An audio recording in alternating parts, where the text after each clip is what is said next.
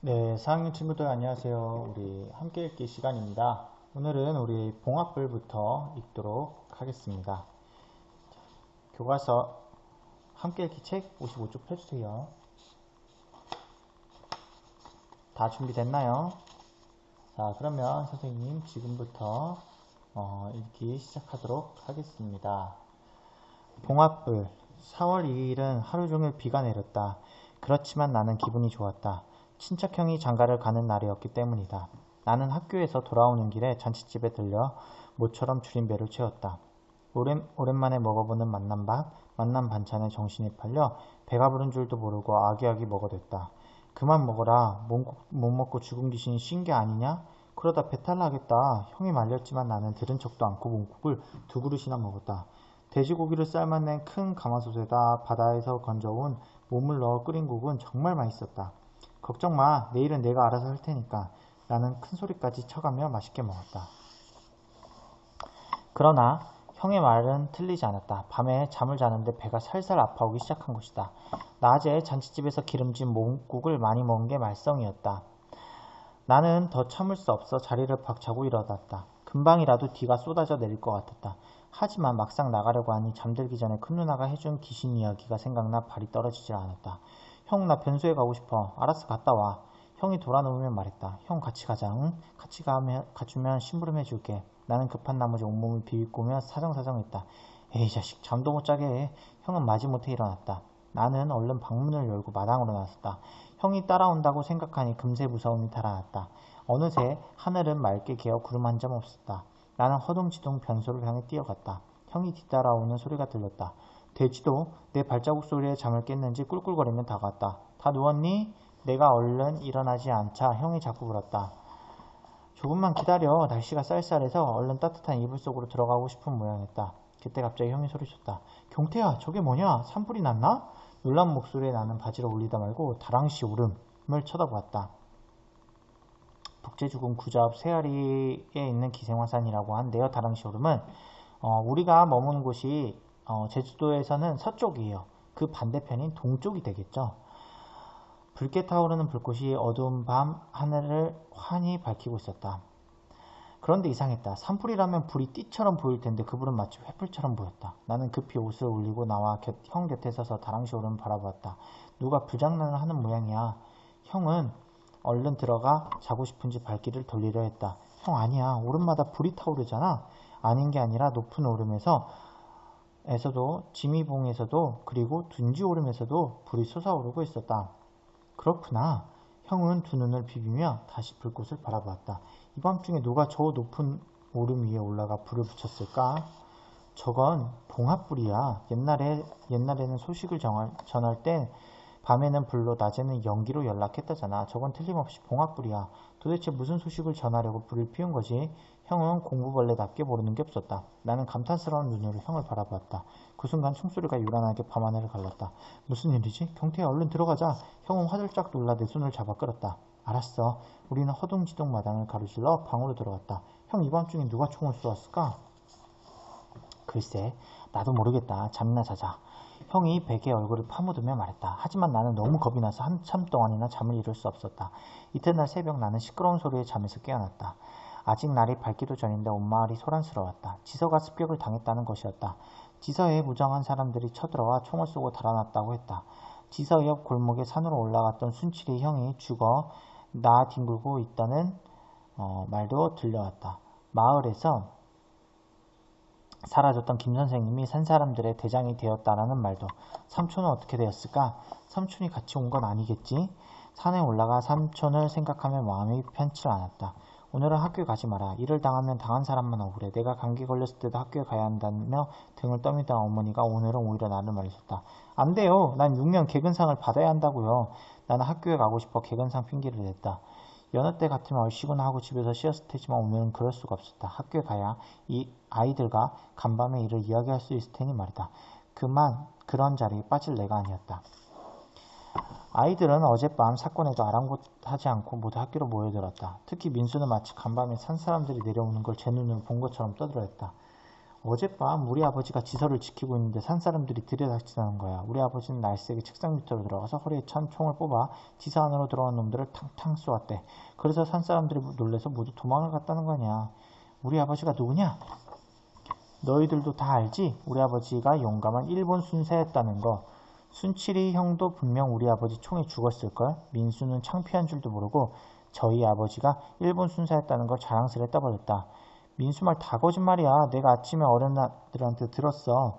민수 아버지는 산사람들이 들어왔을 때 지사 안에 있다가 유리창을 넘어 도망갔대. 그래서 숙직실에 자던 경찰관들만 총에 맞아 죽었다는 거야. 동료를 구할 생각은 안 하고 혼자 도망을 갔는데 용감은 무슨 용감? 종국이가 민수를 힐끔힐끔 쳐다보며 비아냥거렸다. 그랬었구나 비겁하게. 우리는 민수 아버지가 허둥지둥 도망가는 모습을 상상하며 키득거렸다. 나도 질세라 어젯밤 봉화봉을 본 거를 자랑했다. 설사가 나서 일어났다는 이야기 빼고. 난 오름에 불이 붙은 걸 보았어. 너희들은 못 봤지? 그런 건 꼭 봐야 한단 말이야. 정말 멋지더라. 그게 바로 봉화불이라고 하는 거야. 봉화불 알지? 옛날 사람들이 먼 곳에 소식을 전할 때 봉수대에 올라가 피웠다는 그 봉화불 말이야. 맞아. 산 사람들이 봉화불을 신호로 해서 쳐들어온 거구나. 나는 형에게 들은 말까지 보태가며 신나게 떨어졌다. 나도 일어났으면 구경했을 텐데. 영수가 투덜거렸다. 넌 잠꾸러기잖아. 네가 한밤중에 깨어있으면 잠은 누가 자고? 그러게 말이야. 우리는 지난밤에 일어난 일이 재미난 이야기거리도 됐냐? 한참 동안이나 떠들어댔다. 우리가 공부를 끝내고 집으로 돌아갔을 때 마을은 다시 발칵 뒤집혀 있었다. 순경이랑 서북청년단이 가족 중에 산에 올라간 사람들이 있는 집마다 뒤지고 다닌다는 것이었다. 우리 집은 무사할까? 나는 가슴을 졸이며 집으로 달려갔다. 삼촌 얼굴이 떠오르자 자꾸 불안한 마음이 들었다. 산에 올라간 삼촌 때문에 우리 집은 늘 감시를 당하고 있었다. 그래도 삼촌이 다녀간 것은 아니니까 무사히 넘어갔으면 좋겠다고 생각했다. 내가 정랑을 넘어 들어서자 어머니는 마당에 배추를 다듬고 계시고 아버지는 헛간에서 멍석을 엮고 계셨다. 다행히 우리 집에 아무 일이 없었던 모양이었다. 그런데 잠시 후 낯선 서청단원이 들이닥쳤다.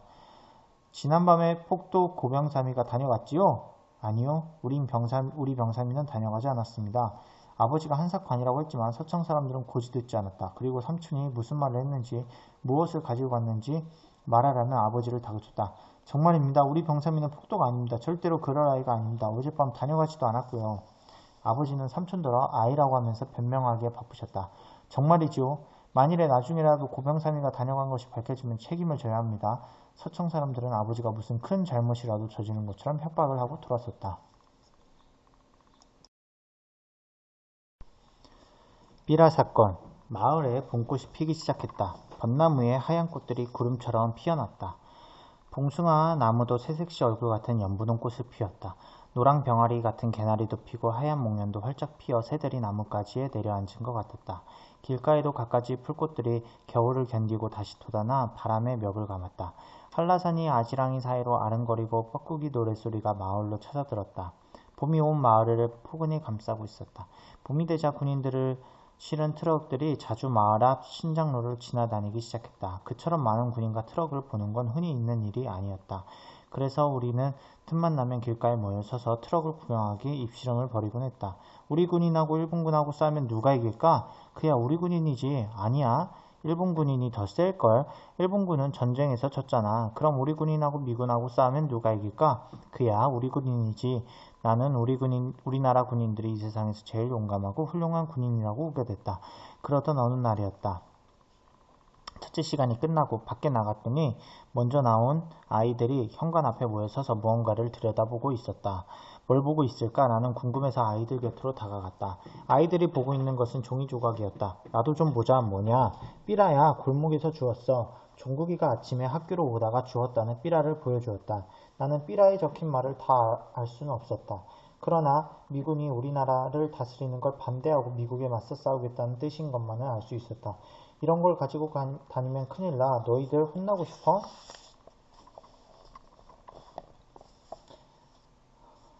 어느새 민수가 종국이 손에서 삐라를 뺏어들었다. 이런 건 우리 아버지께 드려야 해. 가지고 다니다 걸리면 모두 죽어. 하지만 걱정 마. 내가 말만 잘하면 아무 일도 없을 거야. 민수는 삐라를 제 호주머니 속에 넣어버렸다. 우리도 겁도 나고 민수 이야기가 맞는 것 같아 더 이상 토를 달지 않았다. 이튿날 학교에 갔더니 종국이가 눈자에 있는 파랗게 멍이 들고 뺨을 퉁퉁 문 채 나타났다. 무슨 일이야? 누구한테 맞았어? 아니야, 넘어져서 그랬어. 넘어지긴 넘어졌는데 얼굴이 왜 그래? 나는 종국이가 누군가에게 매를 맞은 거라고 생각했다. 그런데 아무리 물어도 누가 때렸는지 말은 하지 않았다. 여느 때 같으면 내가 묻는 말에 얼른 대답해줬을 종국이가 이번만은 굳게 담은 입을 열지 않았다. 그때 민수가 교실에 들어왔다. 그러자 종국이가 원망스러운 눈빛으로 민수를 노려보는 것이었다. 나는 민수와 종국이 사이에 무슨 일이 있었다는 것을 깨달았다. 순간 내 머릿속에 떠오른 것은 삐라였다.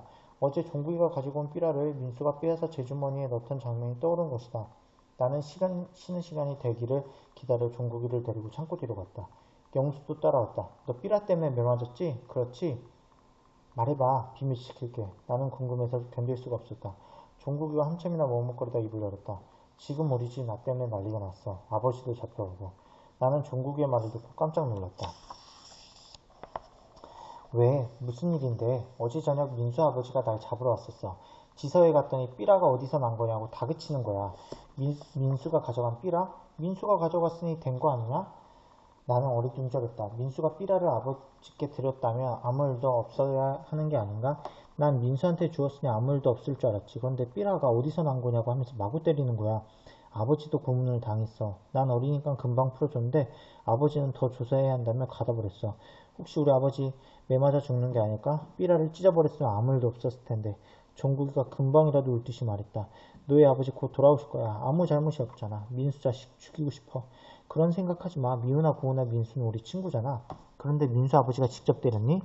나는 민수 아버지가 설마 아들 친구를 때리지 않았을 거라고 생각하며 물었다. 응, 계속 누가 삐라를 줬냐고 하면서 때렸어. 길에서 주었다고 해도 거짓말 하지 말라면서 바른대로 대라는 거야. 아픈 건 둘째치고 정말 억울해서 미치겠더라. 종국이는 등이랑 허벅지를 내보이면서 분한 표정을 지었다. 종국이의 몸에 난 상처를 보는 순간 나는 가슴이 철렁했다. 검푸른 몽자국이 구렁이처럼 종국이의 몸을 휘감고 있었다. 얼마나 아팠을까? 사실 난 아무것도 아니야. 우리 아버지는 하도 맞아서 비명을 지를 힘도 없는 것 같았어. 아버지는 모르는 일이라고 애원해도 바른대로 대라면서 매질을 멈추지 않는 거야. 정신을 잃으며 물을 막 끼얹었어. 정말 미치고 한정하겠더라니까. 우리 아버지가 죽으면 어떻게 하냐? 종국이는 끝내 울음을 터뜨렸다. 아무 일 없을 거야. 걱정 마. 맞아. 아무 일도 없을 거야. 나와 영수는 종국이를 위로하다가 종소리를 듣고서야 교실로 향했다. 민수는 저 때문에 종국이와 종국이 아버지가 험한 꼴을 당한 걸 아는지 모르는지 아이들과 신나게 이야기를 하고 있었다. 무슨 재미난 이야기를 하는지 모르겠지만 종국이와 종국이 아버지를 함정에 빠뜨린 일은 까맣게 잊고 있는 듯했다. 너희들 또 싸웠구나. 싸우지 말고 사이좋게 놀라고 그렇게 노래 불러도 정신을 못 차릴래? 선생님은 종국이 얼굴을 보고 우리가 한 줄 알았는지 꾸중하셨다. 싸운 게 아니고요. 종국이가 어제 지서에 끌려가 매를 맞았어요. 종국이 아버지도 같이 끌렸는데 지금까지 지서에 갇혀 계신데요. 아니 왜? 왜 매를 맞았니? 어제 종국이가 삐라를 주웠는데 민수가 아버지께 드린다면서 가져갔거든요. 그런데 민수 아버지가 지서로 끌고 가서 때리더래요. 나는 민수가 선생님께서 불려가 혼쭐 났으면 하는 마음에 얼른 고자질했다. 선생님, 저는 있는 그대로 말씀드렸어요. 그런데 아버지가 삐라 같은 걸 들고 다니는 놈은 가만두면 안 된다고 하셨어요. 가만두면 산사람들이랑 내통해서 무슨 나쁜 짓을 할지 모른다면서요. 민수가 변명을 들어놓았다. 그러나 나는 믿을 수 없었다. 아마도 민수가 거짓말을 못해요. 종국이를 함정에 빠뜨린 거라는 생각이 들었다. 지난번에 종국이에게 맞은 분풀이를 하느라 말이다. 나는 선생님이 민수를 나무랄 줄 알았다. 하지만 선생님 그 일에 대해서 한마디도 않고 얼른 말머리를 돌리셨다. 많이 아팠겠구나. 자, 이제 공부하자. 이럴 때일수록 공부를 해야 하는 거야.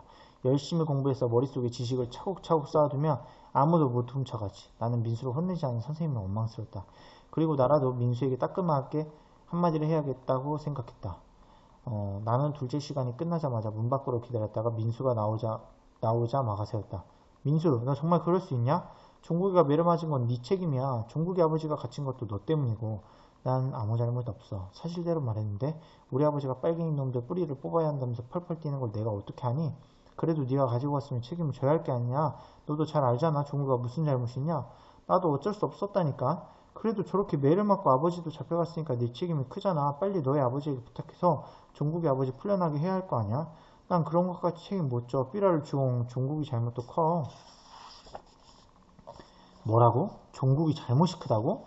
나는 정말 어이가 없었다. 아무리 그 아버지의 그 아들이라지만 민수 입에서 종국의 잘못이 크다는 말이 튀어나올 줄은 몰랐다. 너 정말 이럴래? 나는 주먹을 불끈 쥐었다. 너 나 건드렸다가 알아서 해. 민수가 엄포를 놓았다. 나는 그 소리에 쥐었던 주먹을 풀었다. 민수를 때렸다가는 무슨 일을 당할지 알 수 없었다. 자칫하면 우리 아버지도 종국이 아버지처럼 끌려갈 수 있는 일이었다. 민수 녀석을 때려주고 싶은 마음이 굴뚝 같았지만 꼬리를 내릴 수밖에 없었다. 어디 한번 제대로 걸리기만 해봐. 가만두지 않을 테니까. 집으로 돌아오면서 동네 아이들이랑 민수는 의리도 없는 놈, 친구를 괴롭히는 나쁜 놈이니까 앞으로 절대 같이 놀지 말자고 약속하고 헤어졌다. 그쯤 마을에서 새로운 노래가 불러지고 있었다. 처음에는 동네 청년들이 부르기 시작했는데 나중에는 아이들까지 모두 부르게 되었다. 원수와 더불어 싸워서 죽은 우리의 죽음을 슬퍼 말하라. 깃발을 덮어다오. 붉은 깃발을. 그 밑에 전사는 용감한 전사. 더운 피 흘리며 말하던 동무.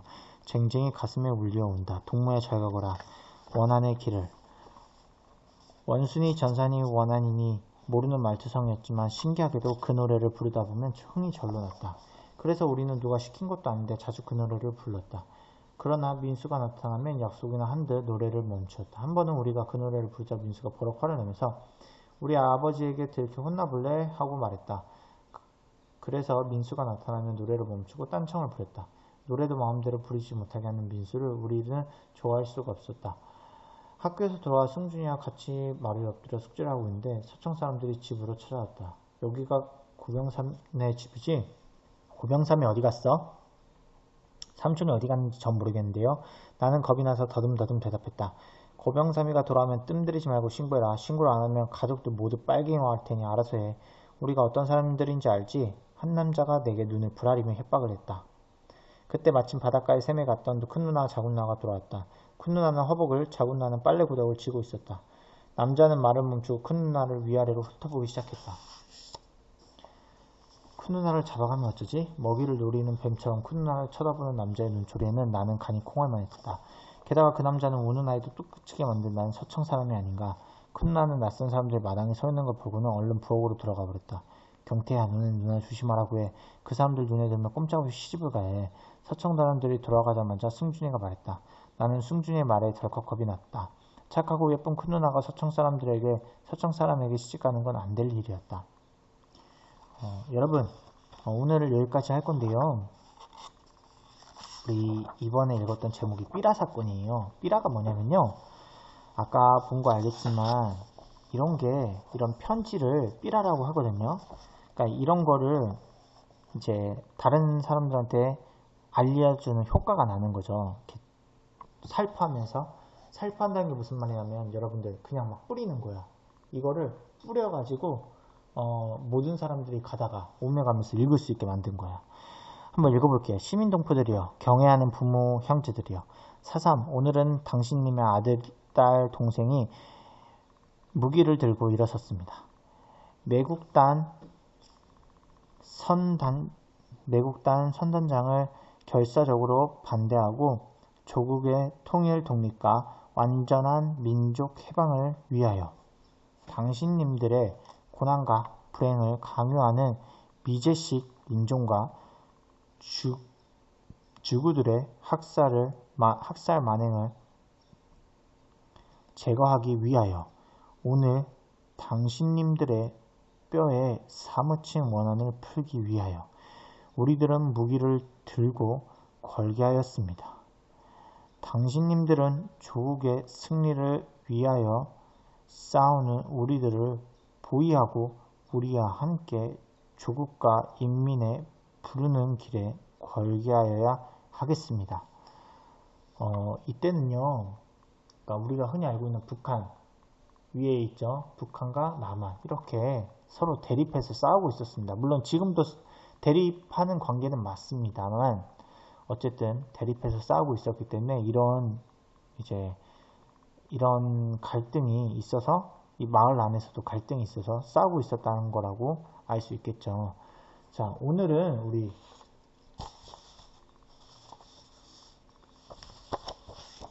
지난 시간에 표지 그리기 했어요. 그래서 오늘은 관심 있는 내용 찾으면 천천히 읽기인데요. 꼭 오늘 읽은 부분이 아니어도 좋아요. 이제까지 읽은 부분 좋습니다. 사파라는 건 그림이에요. 소제목 가서 그림을 살펴보고 내용을 추측해 봅시다. 이건 안 해도 됩니다. 책을 읽으며 떠오른 생각을 자유롭게 적어보세요. 그 다음에 오늘 읽은 내용 가운데 인상 깊은 구절을 따라 쓰고 그 이유를 여기다가 적어주면 되겠습니다. 네, 여기까지 하도록 할게요.